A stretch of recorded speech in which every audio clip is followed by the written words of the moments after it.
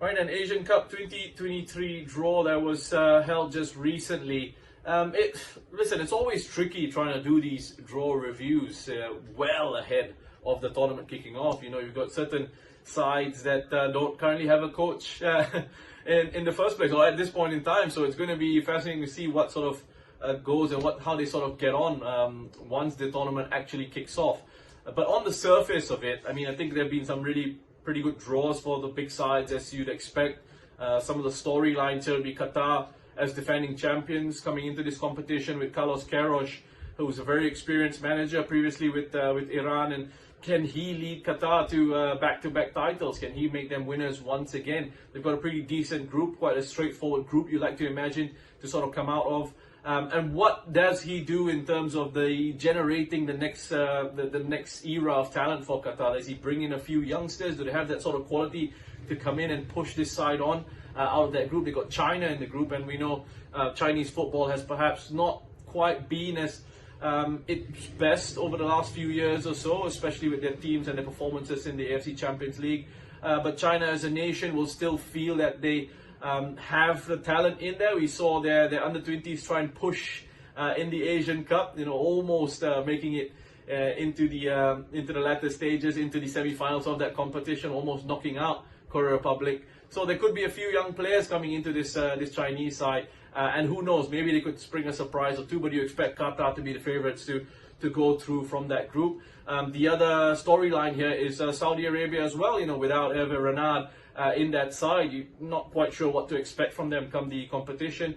They look like they've been on a bit of an upward trajectory at the national team and at clubs level as well. The teams that have done brilliantly in AFC Champions League competitions, and even the league looks quite strong, and it's becoming one of the stronger leagues in Asia, potentially maybe even the strongest league in Asia. They'll be challenging themselves with the J League, another very strong league in Asian football. But yeah, Saudi Arabia, I mean, on the international stage, you know, they had a great result against Argentina at the World Cup, and they should be favourites to go out of their group here again. It's just a matter of who sort of steps in and how he's able to lead that side going forward.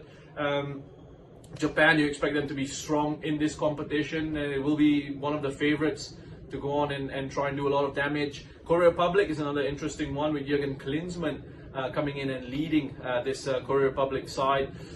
You know, he spoke after the draw. He spoke about how football gives you an opportunity to learn about different cultures. So we'll see how much he's learned about Korea Republic and their football come that campaign. But they definitely have the talent. They definitely have the quality, and you feel like it's been such a long time since Korea Republic actually, you know, did some damage on the continental stage and went on to win an Asian Cup. But with the quality that they have in there, they have to be regarded as one of the favourites. Southeast Asian teams, another fascinating one to keep an eye out on. Vietnam and Indonesia being put in the same group, that's always tough. Malaysia being put in a tricky group as well. But with the sort of format of this competition, Thailand are in the Asian Cup as well, and I say Thailand and Vietnam perhaps have the strongest chances in terms of the Southeast Asian sides of getting out of their group and going into the knockout stages. Going back to that format again, the top two from the groups progress along with 4 of the best third place teams. So there is plenty of opportunity for lots of these sides to go on and progress and go on and go through because the format kind of helps them along. So it's going to be, again, kind of interesting to see tactically how these sides, you know, shape up once the competition kicks off. Australia have got some familiar sides in their group, the likes of Uzbekistan, India, Syria in there. Again, could be a tricky one, could be a tough one for Australia, but they should be strong enough to go and progress from that group. And then what happens in the knockout stages, I mean, in one-off ties, you never know.